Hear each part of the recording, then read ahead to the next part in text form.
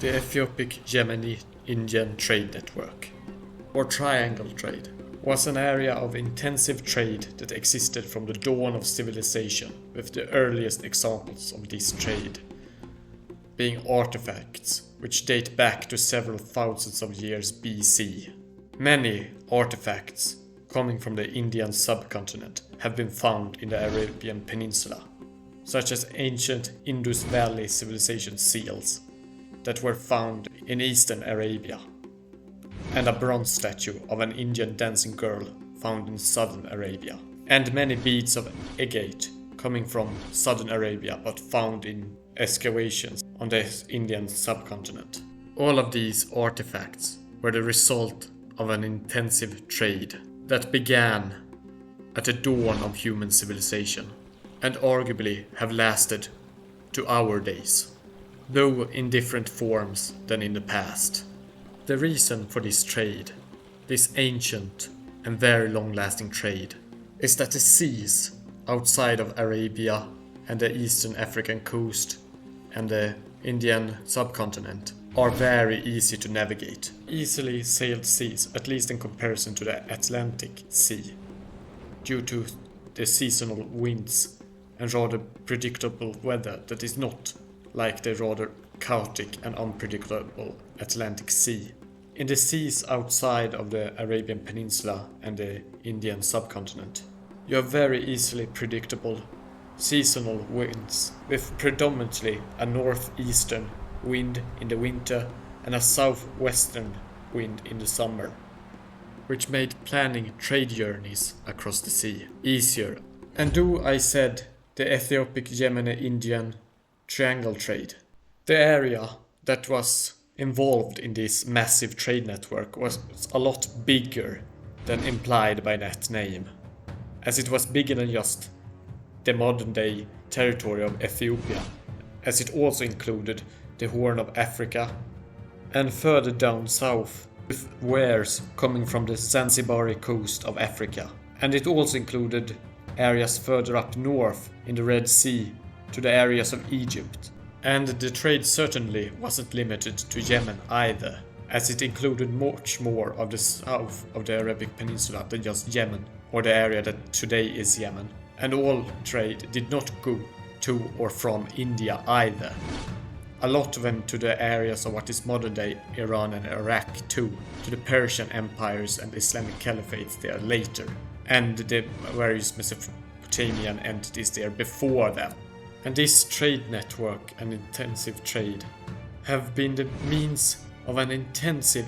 exchange of culture and peoples between various areas. For example, the current Ethiopian South Semitic speaking peoples probably have either their origins from the South Semitic speaking peoples of the southern Arabic Peninsula, or are the forefathers of the South Semitic speaking peoples of the Arabic Peninsula. Intensive contacts and language borrowing due to the trade have actually had such an impact that it is hard to determine the origins here by comparing the languages. There are also Arabic minorities that originate from traders that sailed from the Arabic Peninsula to the Indian subcontinent and to the African coast in search for riches as a part of this triangle trade network, which in turn was actually a part of the Silk Road, and actually a bigger part of the Silk Road than the overland silk trade that went through Central Asia. But reducing it to just being a part of the Silk Road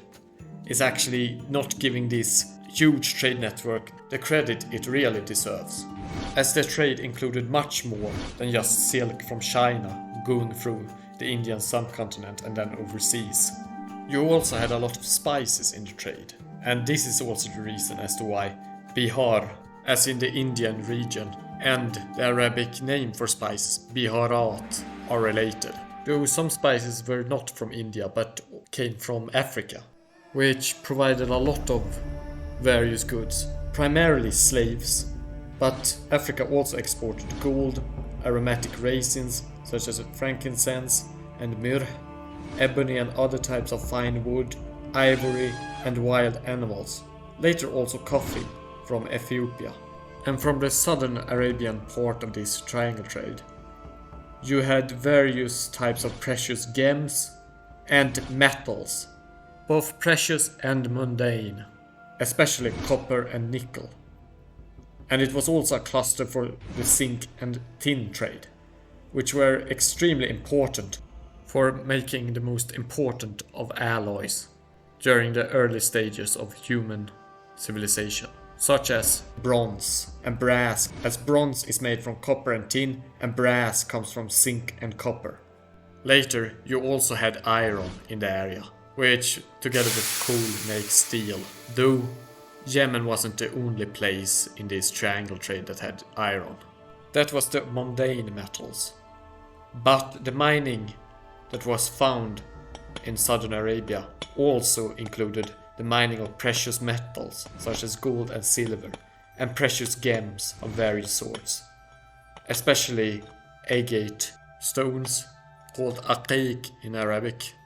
though many other types of gems were also dug up and refined, as the southern parts of the Arabian Peninsula were more or less the center for minerals and precious stones in this trading network. And still to this very day there exist enormous resources in the Yemeni area, so this isn't something that has dried up, though modern conflicts have prevented the extraction of these resources. But historically, the area of southern Arabia was filled with trade centers and centers of refining metal and gemstones, as part of this huge trading network. From the early Bronze Age to the 19th century, this was either the world's largest trading network, or among the greatest networks of trade on Earth, only challenged by the trade in the Mediterranean Sea, and later by the Atlantic trade, though this was very late in history,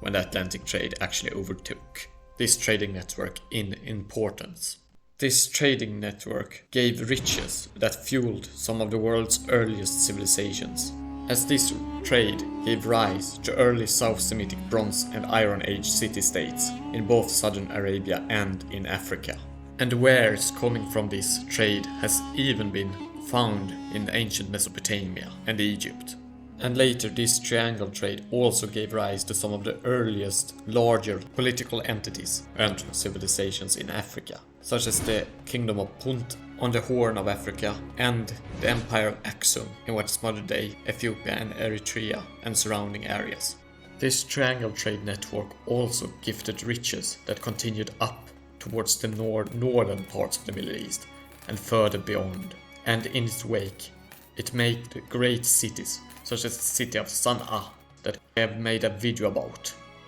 and fueled the early Arabic conquest and spread of Islam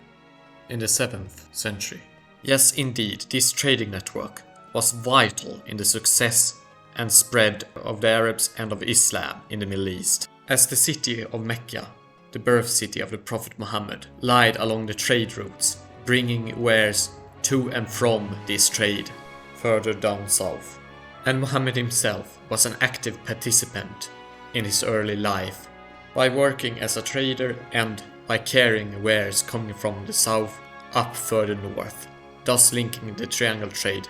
to the greater world outside of it. And once southern Arabia was conquered by Islamic armies, they would now control one of the three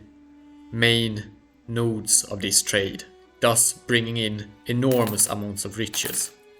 which in turn would fuel further conquests up north. Control of the area of this triangle trade and the trade in it has been extremely important due to the riches it has offered historically, and the number of conquerors that have tried to conquer important trade stations and important centers of trade in this trade network are too many to count, but some examples include the famous Salahuddin, who tried to conquer and subdue the area of Yemen and spent way more efforts and resources on a campaign to this area of southern Arabia than he ever did in the Crusades or even in Syria,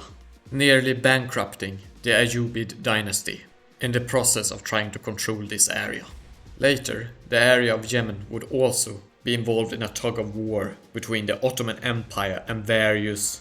European political entities. For example, the Portuguese failed twice to conquer the city of Aden on the coast of Yemen. In 1513,